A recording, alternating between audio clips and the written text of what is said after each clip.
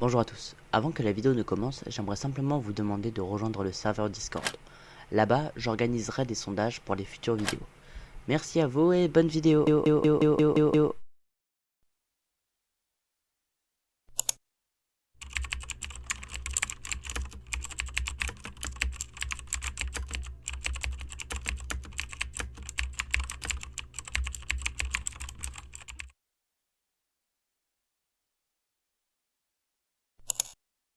En faisant mes recherches pour cette vidéo, je suis retombé sur des creepypastas. Et par nostalgie, je vais vous présenter pour moi 3 des creepypastas qui ont marqué internet, que ce soit par leurs idées nouvelles, leurs images ou simplement par l'impact qu'elles ont pu avoir. Arrêtons l'introduction ici et commençons. La fondation SCP. En 2007 sur 4chan, un utilisateur du nom de SS Walrus posta ce message. SCP-173 doit être contenu dans une pièce verrouillée en béton armé, sous surveillance constante. Aucune personne ne doit rester seule dans la pièce contenant SCP-173. 3 personnes au minimum sont nécessaires pour travailler avec le SCP-173, en raison de son comportement hostile. La surveillance constante est obligatoire car SCP-173 ne peut pas se déplacer tant qu'il est observé. Tout clignement des yeux doit être coordonné pour assurer que SCP-173 est toujours observé par au moins une personne. Le contact visuel ne doit jamais être interrompu. Aucune caméra ou système électronique ne doit être utilisé pour surveiller SCP-173 en raison d'échecs répétés. Seul un contact visuel humain continu et fiable. Le message que je viens de vous lire a très vite attiré du monde, pour son côté scientifique et peu sûr, comme s'il fallait encore apprendre sur ces monstres. Les quelques utilisateurs ayant vu le post à l'époque se sont réunis pour créer la fondation SCP. Une fondation fictive ayant pour objectif de sécuriser, contenir et protéger des entités. Aujourd'hui, le wiki liste des milliers de SCP. Le wiki de la fondation est toujours actif et entretenu même aujourd'hui.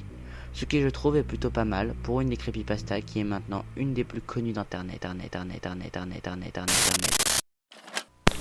Jeff the Killer. En 2008 sur Newgrounds, un utilisateur du nom de Cesseur poste l'origine du tueur. La creepypasta est assez connue, mais pour les grosses lignes, Jeff, un adolescent qui devient un tueur fou après l'emprisonnement de son frère Liu à seulement 11 ans. Donc oui, la creepypasta est pas folle, c'est plutôt claqué du cul comme on dit. Mais ça pouvait facilement faire peur à des enfants. Ça a été mon cas pendant un moment. Pourquoi cette creepypasta est aussi importante? À cause des images. La creepypasta n'a pas été virale tout de suite, elle l'a été grâce aux images affiliées à cette dernière. Donc les images de Jeff the Killer, les voici. Il y a celle-ci,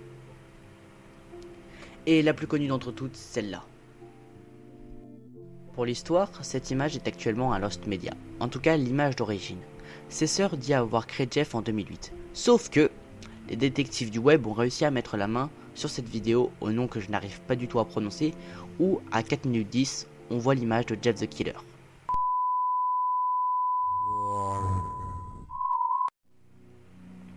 En continuant l'enquête, les chercheurs ont trouvé une image de Jeff the Killer sur le site pia.cc, qui est, si j'ai bien compris, le 4chan japonais.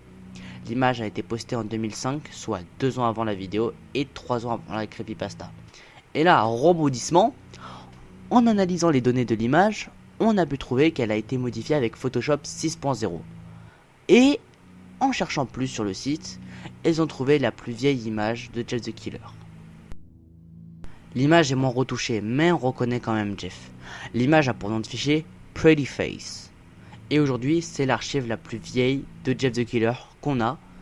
Et malheureusement, le mystère persiste encore. Voilà, on en a fini avec Jeff the Killer. Passons à la prochaine creepypasta. Slenderman. En 2009, Eric Knudsen, ou Victor Surge, créa le Slenderman pour le forum Something Awful, avec seulement 2 montages photos. La créature a été représentée par de longs bras, un smoking, une tête blanche et pas de visage. Aujourd'hui, Slenderman a totalement dépassé la frontière de creepypasta. Je peux notamment citer les jeux sur Slenderman qui ont contribué à la rumeur comme Slenderman The 8 Pages, Slenderman Diary Vol, qui sont des jeux devenus cultes avec les nombreux let's play. Il y a aussi les séries sur Slenderman comme Marble Hornets qui a été créé seulement 10 jours après les premiers montages photos. Le film de 2018 a aussi contribué, même si personnellement je l'ai détesté. Les news aussi, car un meurtre inspiré par Slenderman a été commis. Je ne donnerai pas de détails, mais en 2014, deux filles de 12 ans, Anissa Weier et Morgan Geyser, ont attiré leur ami Peyton Lettner dans une forêt et l'ont poignardé pour devenir des mandataires de Slenderman. Aujourd'hui, le mythe a clairement dépassé Internet, et on peut considérer Slenderman maintenant comme une vraie légende urbaine.